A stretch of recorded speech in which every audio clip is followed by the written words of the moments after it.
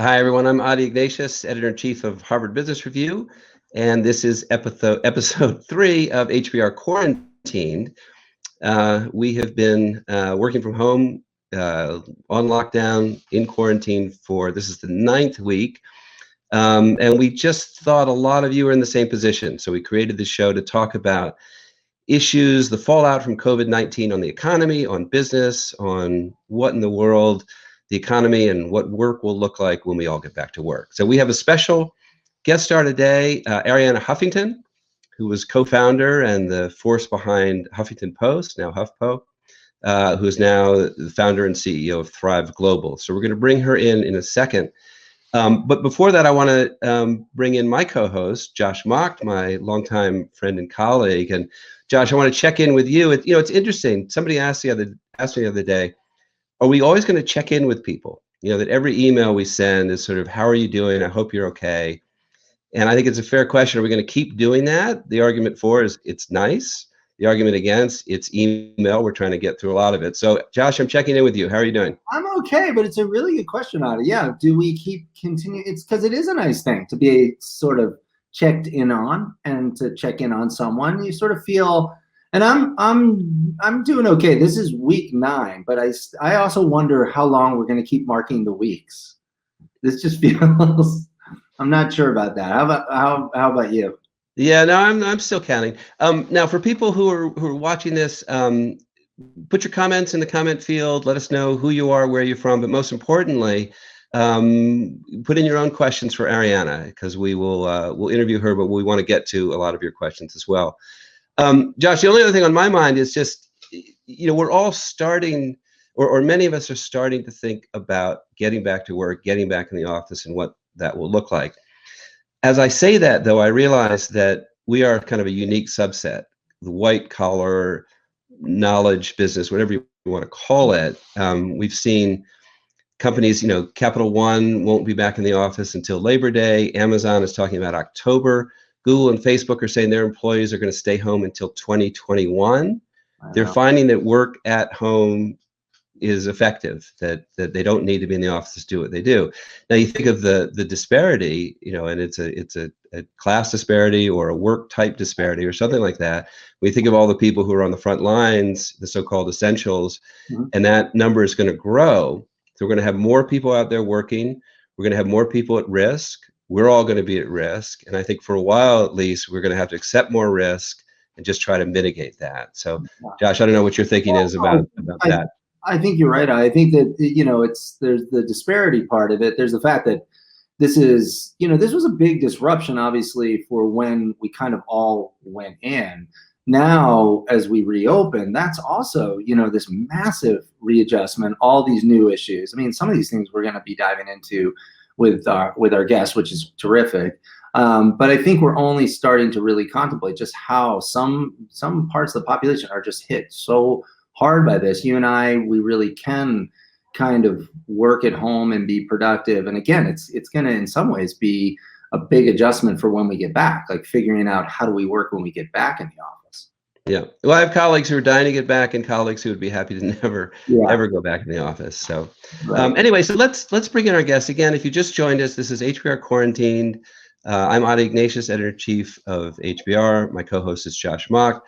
Our special guest today is Arianna Huffington, again, the co-founder and the life force behind the Huffington Post. Now is the founder, CEO of Thrive Global, which is a media platform set up to help us address the epidemic of stress and burnout. So just before we go to her, we created a TikTok that I think touches on one of Arianna's topics, which is whether or not we are getting enough sleep to do us any good. So Engineer Dave, hit the TikTok. Day 1 of not getting enough sleep. Day 2 of not getting enough sleep. Day 4 of not getting enough sleep. Week. 1 week of not sleeping. Wait, am I filming this? All right, Arianna, that was for you. Welcome. I'd love to know, where are you? How have you been managing your life these past couple of months? Thank you so much, Adi and Joss. And I actually love starting with that question. And let's keep that ritual going. I'm in Los Angeles. I normally live in New York, but I brought up my two daughters here in LA. So my two daughters and my sister moved out here. And this is week 9 for us, as it is for you. And Thrive, the work has been busier than ever, because for every company now, health and wellness have been moved to the front burner and directly linked to re-entry, to business metrics, to everything a company cares about. And I must say, it's been really productive working from home without distractions. And we are waiting to hear when our offices in New York, in LA, and San Francisco will open. No plans yet. Arianna, you know, a lot of people sort of say to me that there's just a low level now of stress or anxiety that's just, it's pervasive, right? It's always there. And I think, especially for a lot of people, I mean, sometimes for many people, that's always been the case. For people now, they're feeling it more acutely. You know, help us to think about how is it that you stay, you know, that we can stay mentally fit as we continue through this, which is clearly going to be this protracted period of time. Well, the first thing is we can't minimize the upheaval and the pain for many people. I mean, you know, we are among the lucky ones. Just look at what's happening with the loss of loved ones, the loss of jobs, the financial uncertainty. So the first thing is acknowledging the grief and the loss. But then beyond that, for me, this is an incredible opportunity to fix a lot of the things that were not working in the old world that we left behind. And if you think of it in terms of flattening the curve, I think there are other curves we need to flatten. And this is a time to start working on that. One of them is on mental health, stress, and burnout.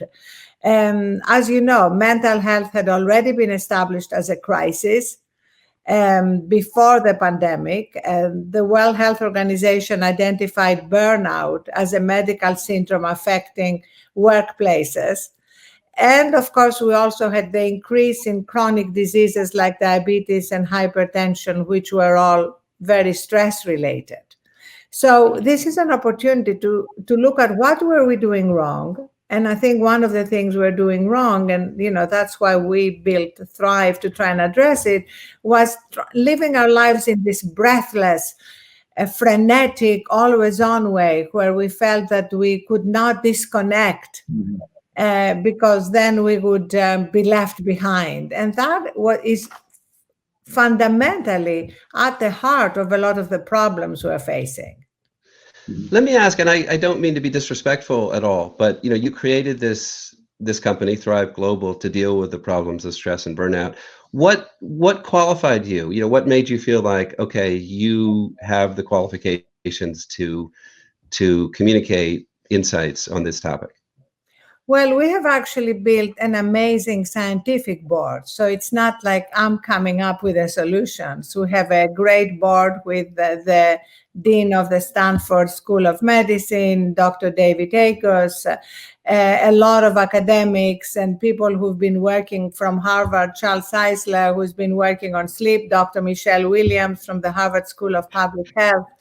So a lot of scientists, and everything we're doing is science-based. That is a big redefining of wellness priority for us, to recognize that, in fact, the way we have been living our lives is unscientific. It's actually not validated by the data. And in fact, the Harvard Business Review had a great piece on sleep. You mentioned sleep earlier, based on work McKinsey had done on sleep and leadership. So all that, everything we put forward is science-based, data-driven, and what we are working to do through our behavior change product that we launched is help people through daily nudges, daily micro steps, change behaviors, which, as we know, is incredibly hard.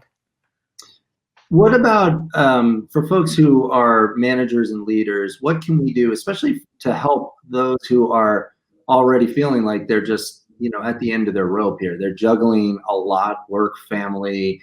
There's so many stresses. How do you both sort of spot that, especially when we're all remote? It feels sometimes like it's difficult to really make sure we're aware of everyone on our teams, but then also help people through it as leaders. Well, the first thing is to model it. We're finding in our work with many leadership teams. I was on a webinar, for example, with the 40 people who are in the global management committee that runs Accenture. They have over 500,000 employees, and they are feeling overwhelmed. So the first step is, how can leaders work with themselves so they are not feeling overwhelmed? Because if they're overwhelmed and really stressed, they're going to communicate it to everyone around them. And we recommend micro steps that help them get to the eye of the hurricane. We have a whole new leadership playbook we work with leaders, and the theme is the eye of the hurricane. We are in a metaphorical hurricane. And if you look at hurricanes, the real ones, there is always an eye. There is a place of calm. And how can leaders get to that place? There are little things they can do every day that help them get there. And also there is a mindset shift required.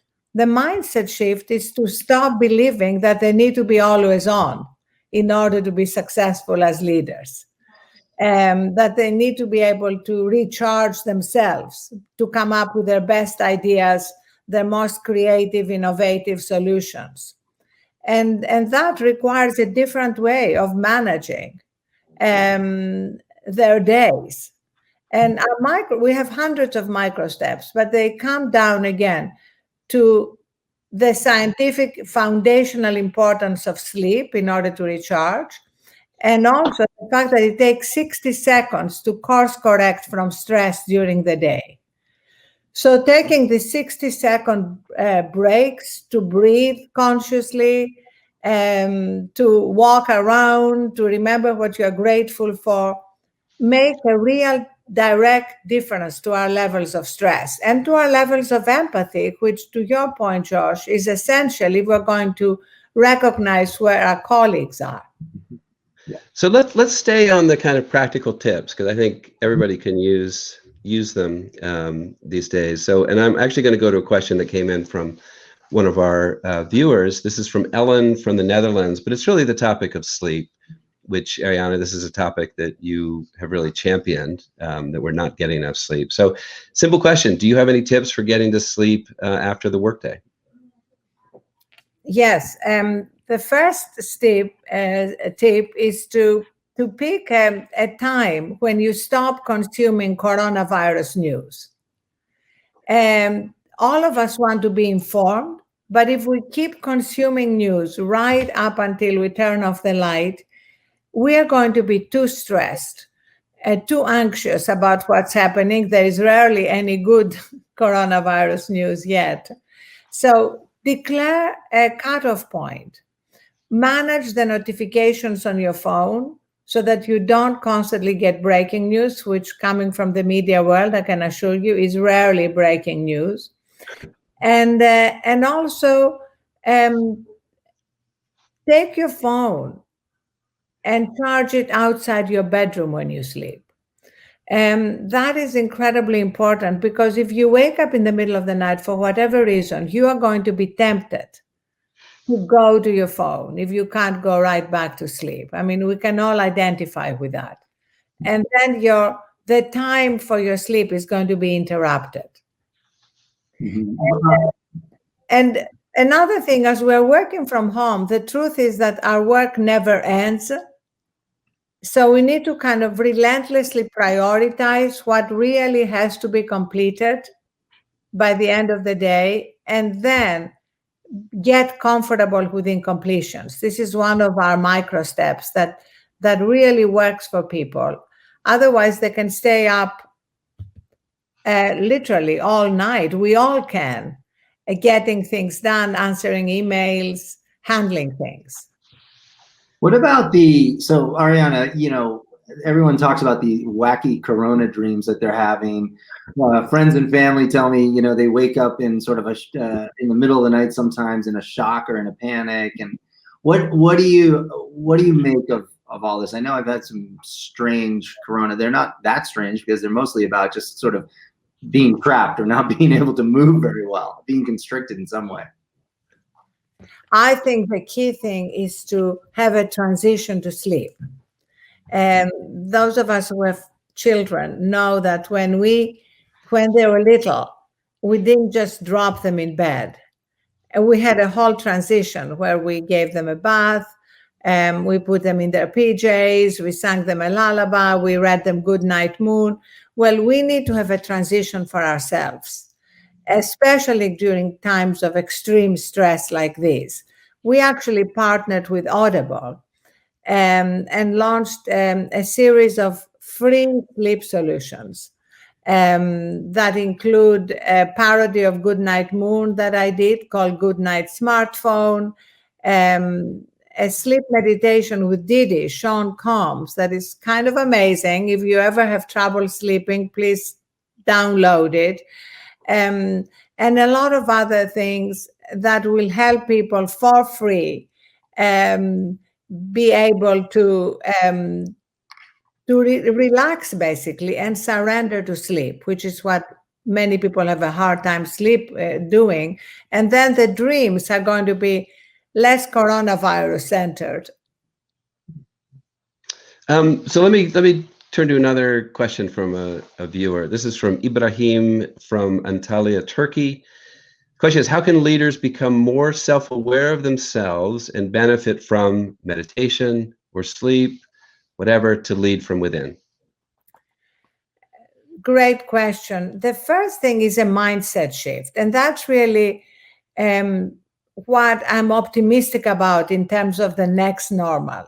We need to leave behind the idea of a leader who was always on, who never disconnected and bragged about it. I mean, how many times have we heard leaders brag about how little sleep they got or how they work 24/7, ignoring all the science and the data that shows that if you actually don't take time to sleep, you are less effective, less productive, less creative, less empathetic. And I wrote a book, as you know, called The Sleep Revolution, and I have 50 pages of scientific information on the importance of sleep for the brain. So it's particularly interesting that it affects how we function mentally. And that's why it's such a key leadership precondition. But we need to change the culture. The culture is still not clear on that. It goes back to the first industrial revolution when we started revering machines and then software. And of course, the goal with machines and software is to minimize downtime. But for us, for humans, for the human operating system, downtime is not a bug, it's a feature. When we remember that, then we are going to prioritize it as leaders and recognize that we are much better at dealing, especially in a moment of crisis, with all the challenges in front of us. For many folks, we talk about some of the upsides of this whole isolation, and to your point, there's always been these mental health issues and somewhat of a crisis, as you pointed out. But I guess I worry that we're just going to snap right back to the old ways as soon as even if reentry is gradual. I sort of feel like at some point we get back to racing to catch that plane, do those things. It may be a long time from now. But I mean, how are you thinking about how do we create new habits now that we take out of this crisis? Josh, this is the most important question. And actually, I really wish we would all spend much more time discussing that and much less time discussing when are we going to be out of it, because we don't really know. So yes, I profoundly believe that we can use this time to build new habits. It's exactly how you are describing it. And I'm really excited about the work we are doing with some of the biggest companies in the world to do just that.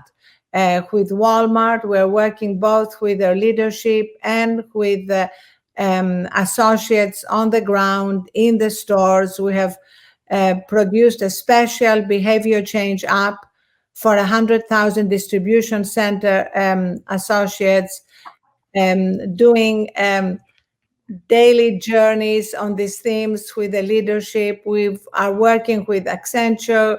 We've launched an entire mental resilience program with Accenture to all their 500,000 employees that we developed in partnership with Stanford, based on the latest brain research around the brain and mental health. And it's kind of amazing how helpful it has been to see unprecedented engagement. People really want to address these issues, and companies are prioritizing it in a way they haven't done before. Well, that's great. I sort of a follow-up to it, because I'm curious with the burnout issue. It feels like, at least in my life, the context shifting was so important, right? That the fact that we could move around in some ways always helps to break up monotony, right? And I'm just like, what are we supposed to do right now in the sense where you just don't have that ability to do that kind of context shifting? It feels like we're even more vulnerable to burnout. I don't think the problem with burnout has been primarily context shifting. I think the problem has been being completely disconnected from ourselves. I think we've all been living our lives in such a distracted way. And of course, social media and our phones have not helped. And so the priority and the opportunity now is to help us connect with ourselves, with our own center, and from that place, deal with all the challenges in front of us. It's actually a time to connect with ancient wisdom also. Whether you read the Stoics or the Bhagavad Gita or the Tao or any spiritual and philosophical tradition, it comes down to the same truth, which is that we all have that place of strength, resilience, wisdom, and peace in us. But most of the time, we don't live there. This is an opportunity to tap into that place, to get glimpses of that place. Nobody lives there all the time, so that we know that we have it, we have access to it, and we can reconnect with that in frenetic times, as I'm sure they're going to return, as you said, rushing to get a plane or meet a deadline, but to know that we have that place that we can return to recharge and reconnect with what matters. Oh, you're back, Adi. Hey. I'm back. Yeah, I disappeared for a while. If you just joined us, this is HBR Quarantine. If you have questions for Arianna Huffington about stress, about burnout, about dealing with anxiety in this particular moment, put them in the comment box and we will try to get to them. Actually, I do have a question here. This is from Cindy from Detroit, who's asking, is there anything we can do to help reduce the anxiety of our colleagues, that our colleagues feel about returning to work? Like I said, some of us are eager to get back in there. Many aren't. How do we ease the anxiety of those who aren't so thrilled about the prospect? So first of all, recognize that anxiety is based on the fact that we still don't have adequate testing, that we still don't know fully who has been infected and who has antibodies. So it's not like a crazy anxiety. Nevertheless, to reduce that anxiety, the key is to be as much as we can in the present moment. Anxiety is always about the future. And I have a saying on my desk here by the French philosopher Montaigne, who said, there were many terrible things in my life, but most of them never happened. So we need to remember that a lot of the things we're anxious for and about actually don't happen. There are negative fantasies. And in that Thriving Mind, a course that we've developed with Stanford, Professor Leanne Williams, who developed it with us, has identified 8 different stress types, anxiety types, depression types, that she calls biotypes. And we all are predisposed to one or the other. When we understand what is our dominant biotype, it's easier to have tools and techniques to deal with it. Like one of them, for example, is negative bias. And that's somebody who tends to look at the negative always in terms of what they predict about the future. Another is threat response, when somebody's mind is in a perpetual alarm mode. And that, of course, can be incredibly exhausting. But identifying these different biotypes, and we have a lot of information on that also available on thriveglobal.com, can help people become more self-aware and kind of recognize the signs when they come up. My wife's mother had a great saying that we often refer to, which sort of echoes the Montaigne quote, which is, there's no use in worrying twice. You know, if something bad happens, worry about it. But Yes. the anticipation, there's no use worrying twice. Anticipation is worst. It's often worse because there's nothing you can do about it. At least when something bad happens, Right. we can take action.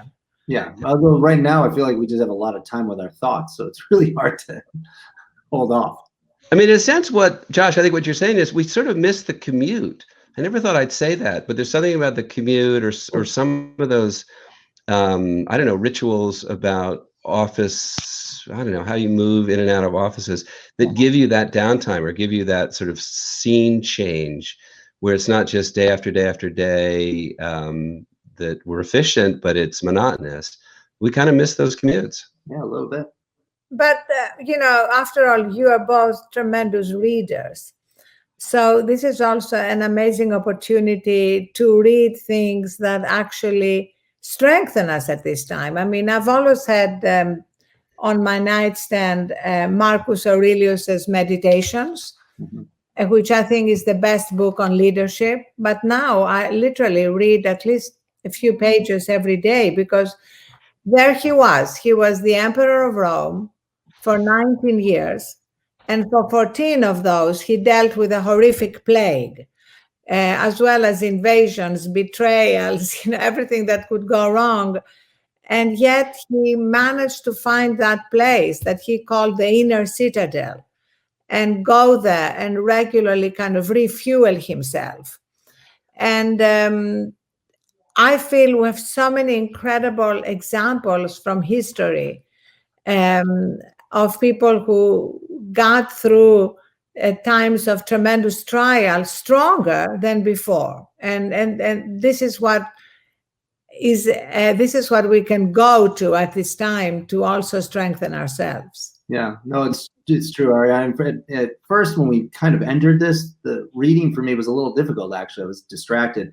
Now, going into someone's world like that, or reading a novel, is amazing, because it's the closest thing to travel, to get out of where we are. Yeah, so Arianna, those are good book tips. I don't have all of those books you mentioned on my night table. I do have Goodnight Moon, but that's because my granddaughter was just here for the weekend. But so we have a segment that we do each episode called Here Today or Here to Stay. And Josh, do you want to tee that up? Sure. So the thing that I find right now is I am probably walking more than ever. So it's probably been one of the things that I take advantage of right now, a couple times a day at least. And it's great because you can have meetings with people, you can walk, and it feels, at least as the weather gets nicer, it feels amazing. And it's something that was really difficult to squeeze in our old life, in the old world. So I'm hopeful this is something we carry forward. Yes, the walks.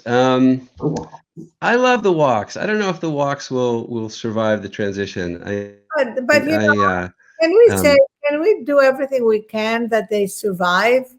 the transition, because it's not like we are powerless.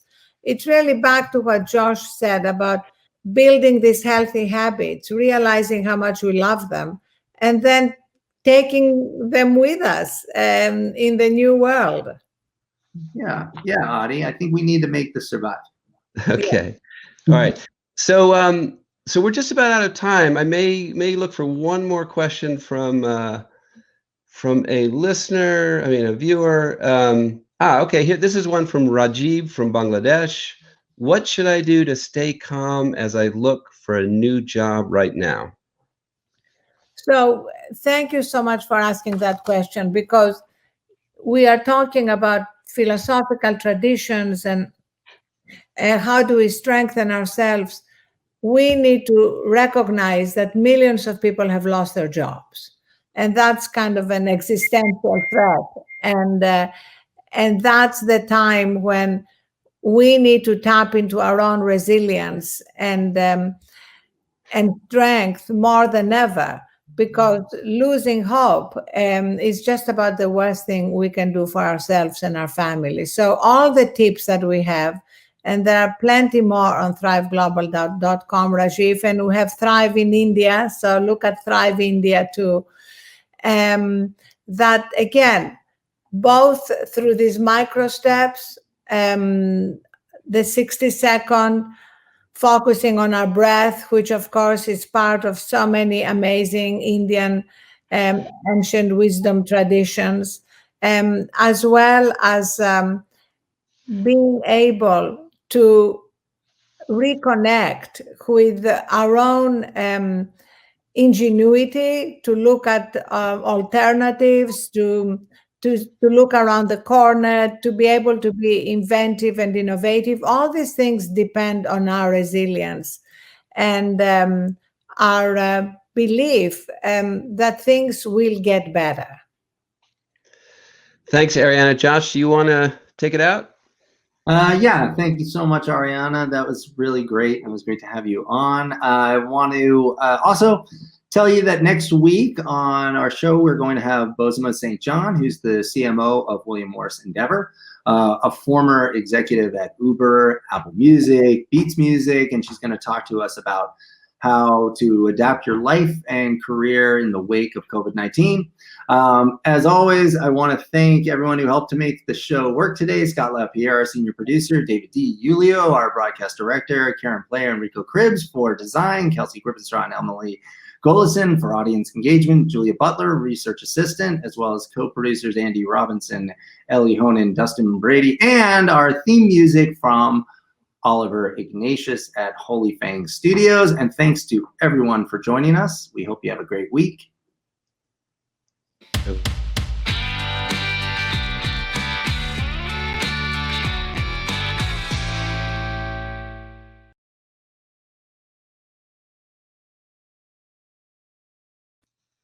Hey, there you are.